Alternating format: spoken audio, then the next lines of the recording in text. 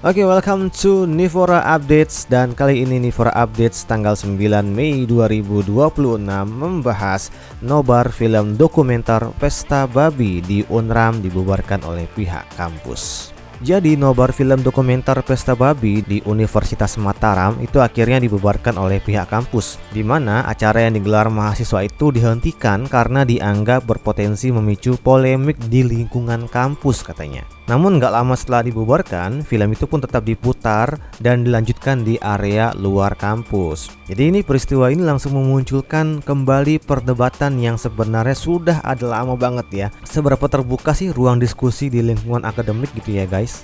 Nah, kegiatan nobar film dokumenter Pesta Babi ini awalnya berlangsung di area Universitas Mataram. Pihak kampus kemudian menghentikan acara tersebut.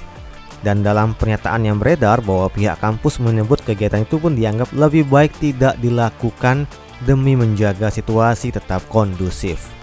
Dan teman-teman perlu ketahui bahwa film Pesta Babi ini merupakan sebuah dokumenter karya dari Dandi Laksono yang dikenal sering mengangkat isu sosial dan juga politik. Meski kegiatan dihentikan di kampus, mahasiswa disebut tetap melanjutkan pemutaran di luar lingkungan universitas. Jadi kasus seperti ini hampir selalu memunculkan dua pandangan yang berbeda gitu ya. Di satu sisi, kampus ingin menjaga stabilitas dan juga menghindari potensi konflik. Tapi di sisi lain, mahasiswa juga melihat kampus sebagai tempat yang seharusnya memberi ruang bagi mereka untuk berdiskusi dan pertukaran gagasan. Dan seringkali batas antara menjaga kondusivitas dan juga membatasi ruang diskusi itu menjadi salah satu hal yang tipis sekali.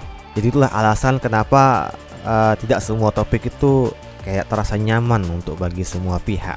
Dan lingkungan akademik itu sejak lama dianggap sebagai ruang untuk berpikir kritis gitu guys.